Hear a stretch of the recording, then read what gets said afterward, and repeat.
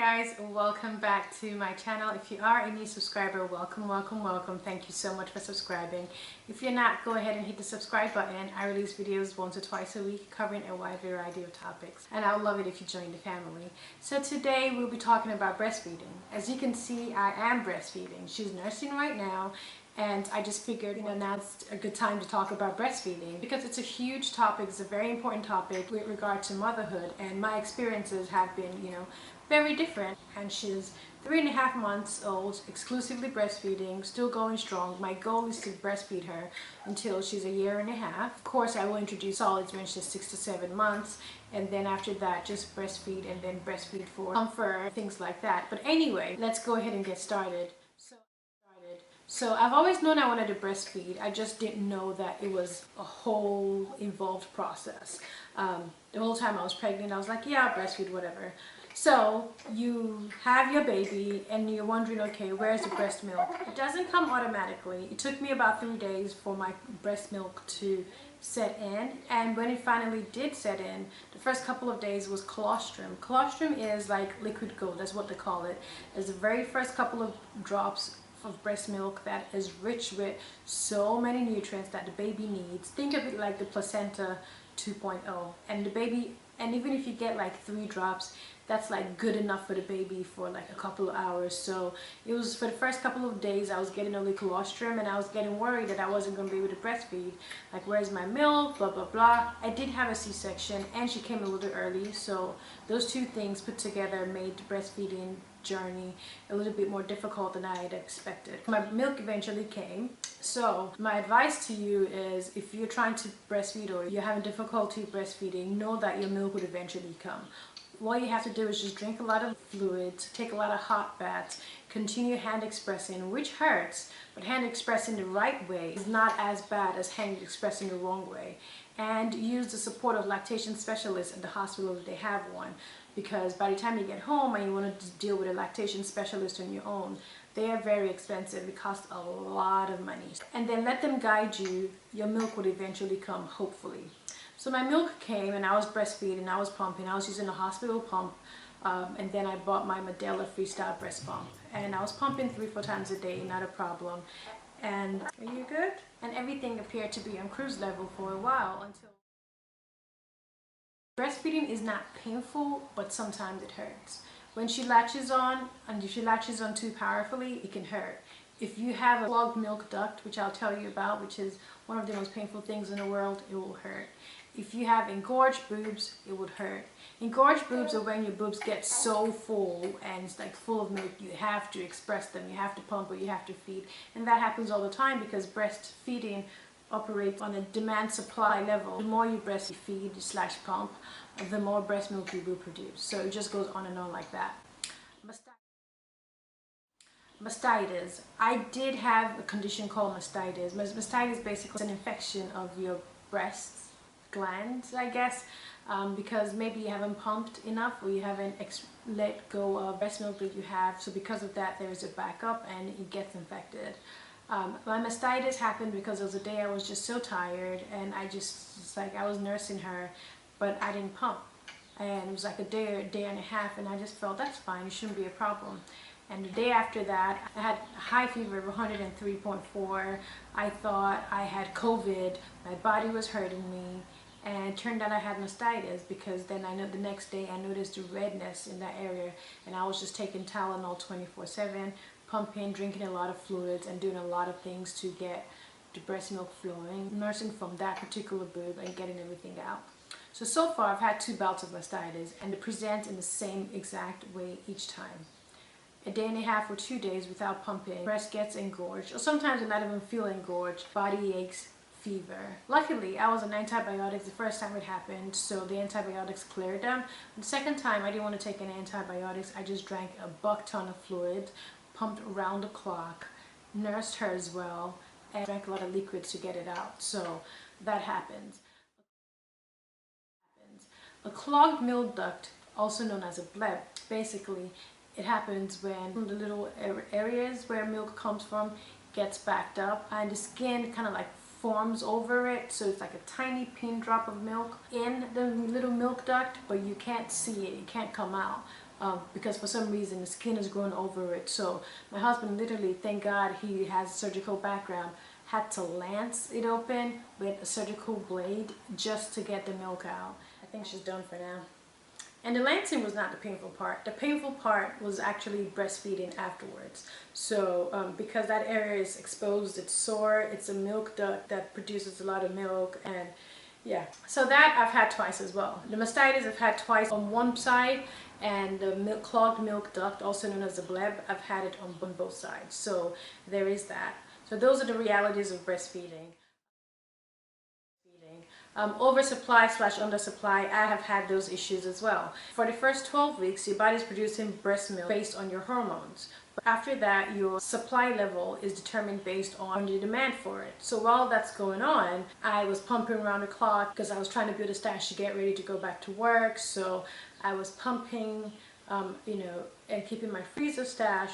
But while doing all of that, I started having an oversupply where I was breastfeeding my daughter, and literally milk would be squirting right in her face. She would get frustrated and she would start screaming and start spitting it out, and I realized, okay, that's a problem. So in order to get it to where I needed it to be, I had to pretty much like downgrade, like slowly reduce my pumping while I was still getting engorged, and that's how my second mastitis set in. So after the mastitis, I've been able to control it to where it's now just, okay, I'm making a lot of milk, but a lot of milk is enough for her, and it's enough for me to build a refrigerator and freezer stash. Not a crazy stash, but a good enough stash where I have a good amount in the freezer, and I have about 8 to 10 5-ounce bottles in my refrigerator, so I can feed her at night with the bottle, my husband can feed her, and I can give her vitamins. Increasing your milk supply, how do you go by doing that? Well, first thing I'll tell you to do is to drink a lot of water. A lot of people think this doesn't have anything to do with it. I see tremendous differences when I drink a lot of water. Drink water as you pump in, drink water around the clock. Keep yourself hydrated because it is coming from your body. Definitely increase your fluid intake. And then try taking supplements that will help increase your milk supply. Lactation supplements, you can take those in a pill format or cookie, drink them in a tea. I like the teas. So far I've drank 3 types of teas that really helps me. The first is Mother's Milk, which is basically a mixture of herbs, which has fenugreek in it, which helps lactation. And the other is Earth Mama, which is also lactation tea. It has the same ingredients or similar ingredients as Mother's Milk.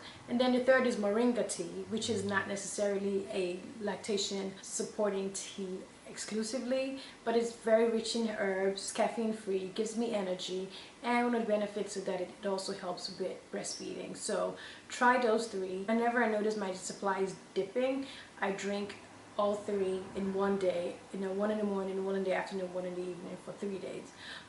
When everything has evened out, then I drink 1 a day and I rotate it. So I drink Moringa today, tomorrow I'll drink Earth Mama, the day after I'll drink Mother's Milk, just to make sure I'm getting, you know, all the benefits. And there's no contraindication as far as for your children. For your child, the only thing I notice is that whenever I drink the teas that have fenugreek in it, it makes her gassy. And when she was younger, passing gas used to be like painful. Not really painful, but it used to be like the whole thing where she'll cry, be sad, and you know, you could see her facial expression, she was in distress. But now she's just like, ah, and it comes out like it's not a big deal at all. So there is that. Oatmeal helps. I eat oatmeal in the morning. It helps. That's all I can say. It helps. I am Nigerian, as you guys know, so I've been eating a lot of Nigerian food, not only for energy, but while I was pregnant and while giving birth. And a lot of Nigerian food is usually rich in vegetables anyway, so I've been eating a lot of vegetable soups and things that are rich in spinach and greens, and those things help your milk supply. So even if you're just eating a salad or you're having a green smoothie, that's fine as well. Just make sure you have a lot of leafy green in your meal rotation.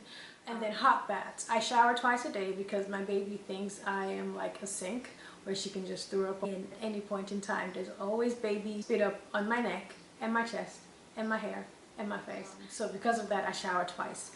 And when I shower, I make sure that I use really hot water and I massage my boobs. That way it helps open my milk ducts and help stimulate them so they can produce more milk. So those are the things that I've done that have helped increase my milk supply, and now I know what to do. I regulate my milk supply. So you can also power pump.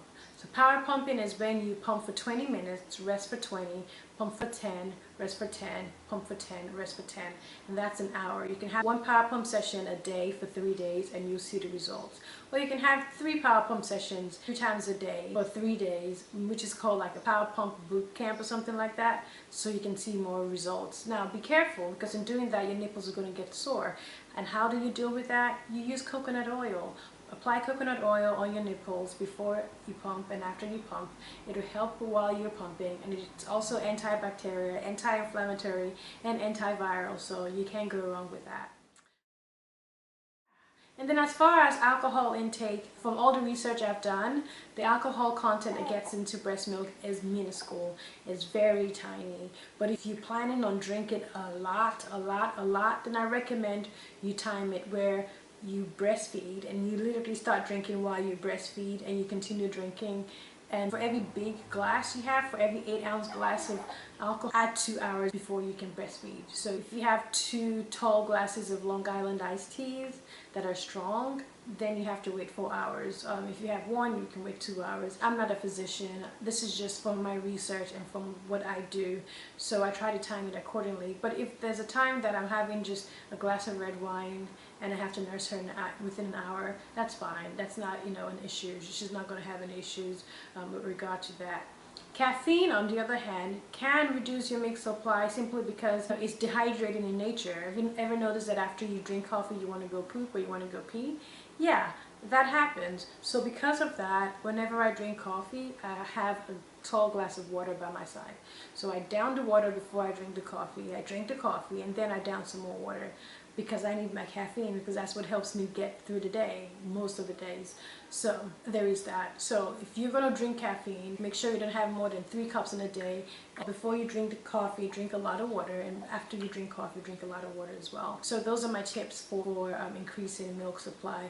Reducing milk supply, you're trying to either wean off breastfeeding, or if you're trying to reduce your oversupply issues, then pump less.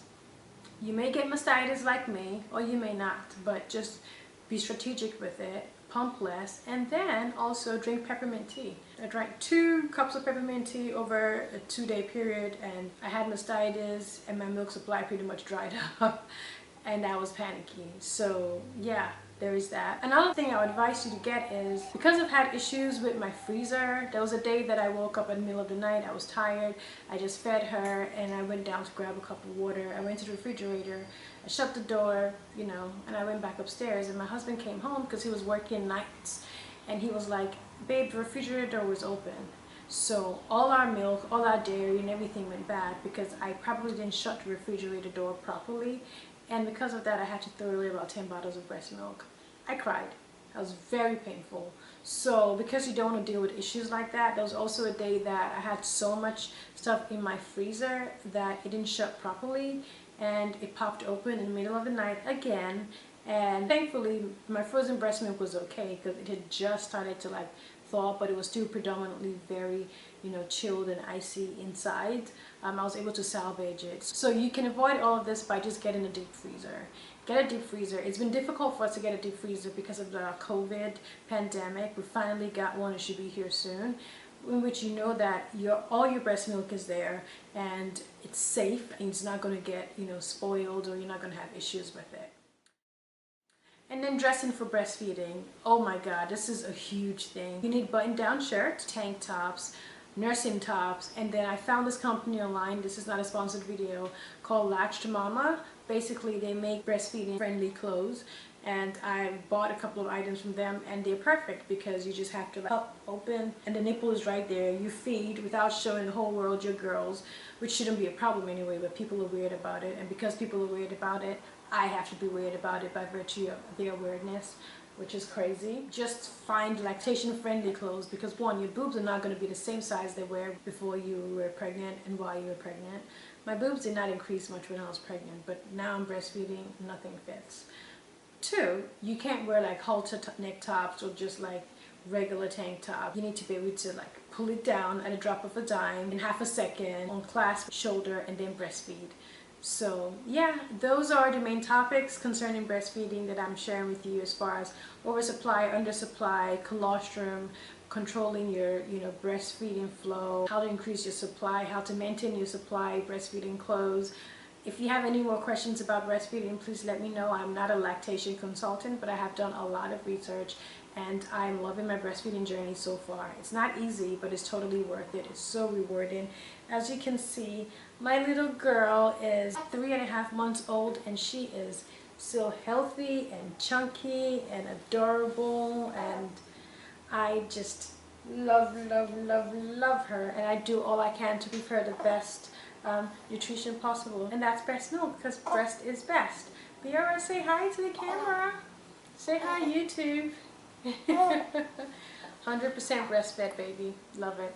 Thanks for watching, guys. Thanks for hanging out. If you're new to my channel, thanks for stopping by. Be sure to hit the subscribe button, and I'll catch you guys in my next video. Bye, guys. Hello. Hey, honey. You're a good girl. You were in this video. You want to go play, or you want to go take a nap? Bye, guys.